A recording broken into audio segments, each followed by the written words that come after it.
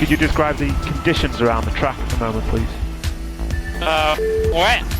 Can't see a thing. Hello everyone, and welcome back to another video in the Road to Skill Rating 4999 series. And as you heard there from Lando Norris, we are here at Hockenheim in the wet. So today we're going to have a really good race and have some fun on Hockenheim in the Formula Mazda series. As the guy on the left misses the race start, he's obviously still making his cup of tea. So we're going to take a couple of positions straight off the bat. I think we started in 22nd place. We make our way to the first point, and this guy decides he does not want to pursue a career in racing and instead wants to become a ballerina and start spinning endlessly there. So we're going to make up 8 positions. We're going to dive down the inside of this guy and try and make a pass into 13th. However, he's still side by side with us. There's a collision up ahead, so we've got another free position there, and I think we reach some traffic here, so we're going to slow down and integrate into the race over here.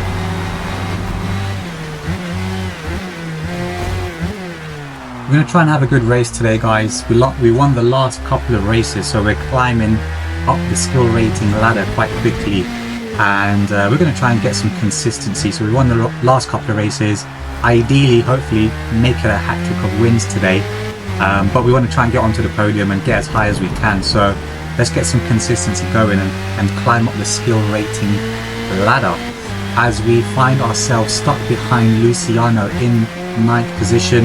I felt like I was clearly quicker than him, but I'm just looking for the opening, don't want to risk anything too major, and so we're going to just basically tuck in and wait for the opportunity until...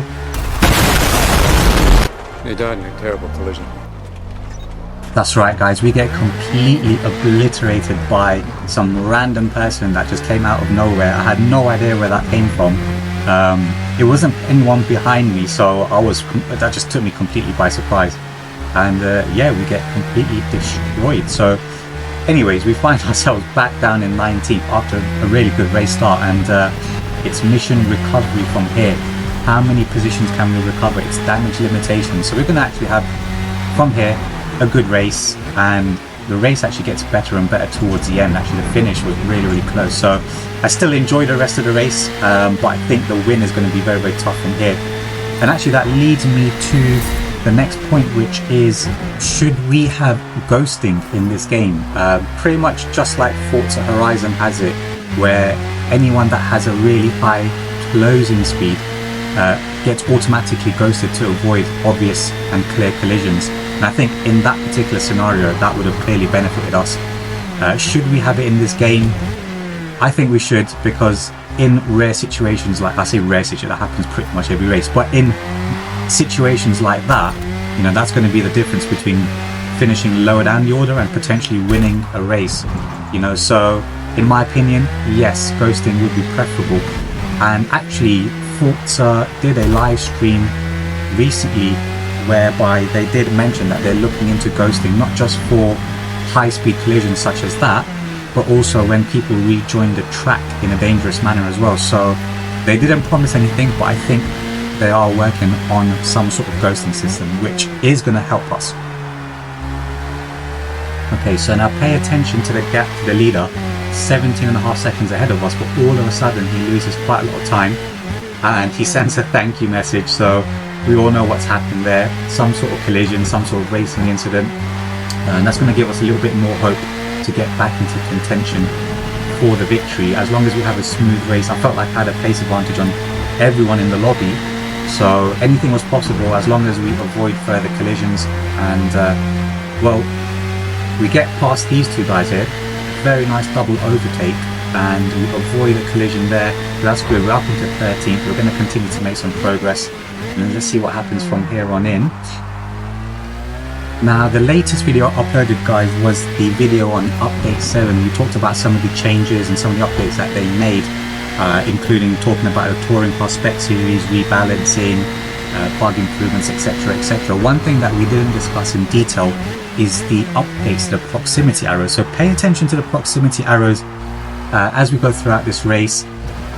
This was a good race to sort of demonstrate the updates to the proximity arrows, because we do get quite a lot of on-track battling and on-track racing, and we get quite close to a few cars, as you can see there as well. And I'll just read out some of the changes that they've made, because what they've done is they've changed the proximity arrows. Rather than being positioned against the screen space, they've actually positioned it against the player car now. And this hopefully, well, the idea is it makes it a lot more accurate and a lot more responsive. And I've got to say, as a player that's recently switched to bonnet cam, or hood cam as you might call it, I think it's a definite improvement. It feels like the proximity arrows are a lot more accurate, and I can get a better sense of where the cars are around me, and actually gives me a better sense of the position of the other cars once I've completed an overtake, which is obviously hard to judge when you're in bonnet cam. So I felt like there was definitely a positive improvement there. Is it as good as the radar system in Gran Turismo 7?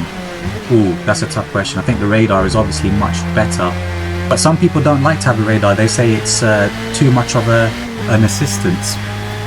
Let me know in the comments, guys, what you think. Do you think a proximity arrow system or radar system works better? Let us know your thoughts. And I think that move was a little bit naughty. We were a little bit desperate to set a position. I was expecting a penalty there. I think we got off lightly. I was expecting probably a 1 or maybe even a 2-second penalty. So listen, we take that 0.5 second penalty. We're going to move on, and we actually skip ahead to the end of lap 5. We've closed up to the guys ahead. The guy in the pink, for some reason, going really slowly. Probably had a mechanical failure, unfortunately. So we take another position there, and we are 0.5 seconds behind the guy in front. So we're going to try and make waves. We brake super deep into the corner, try and get some good traction at the corner. He's gone a bit wide. He's not got the optimal line.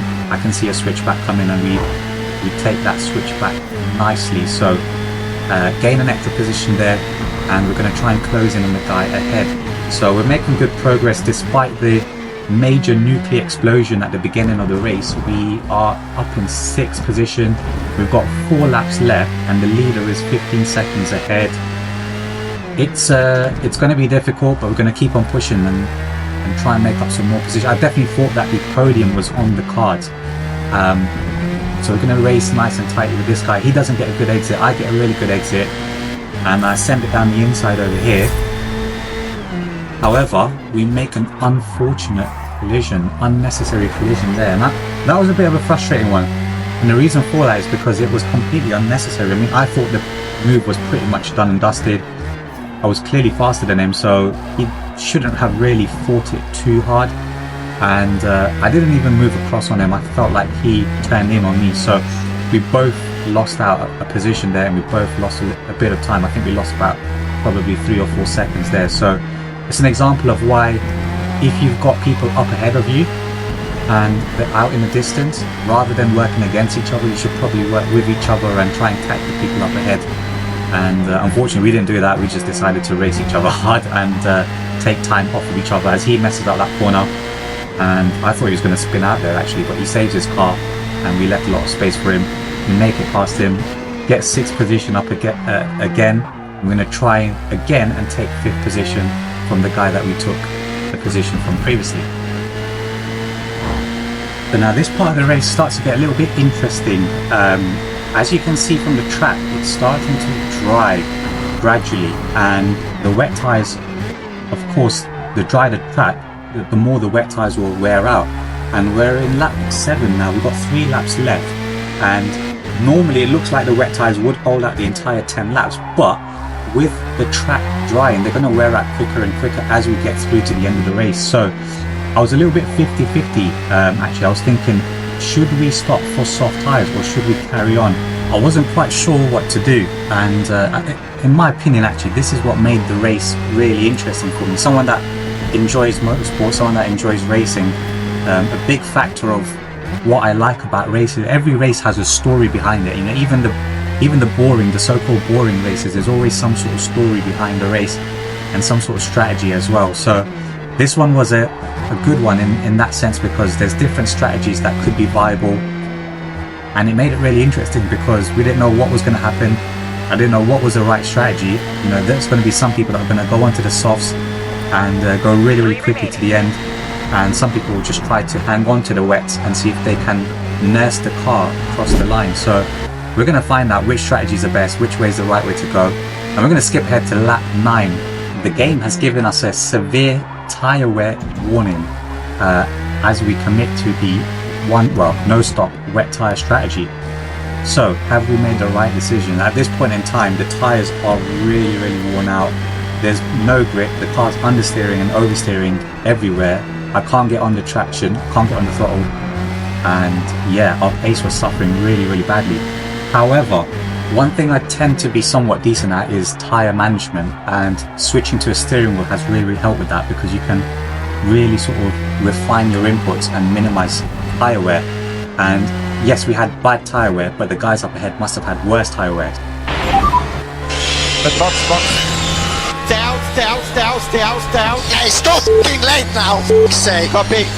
We're going to defy team orders to come into the pits and box for dry tires, and we're just going to push now all the way to the end of the line. The guy up ahead is 5 seconds ahead of us. We're going to just drive the hell out of the car and see if we can close in on him. We've been closing. Can we catch up?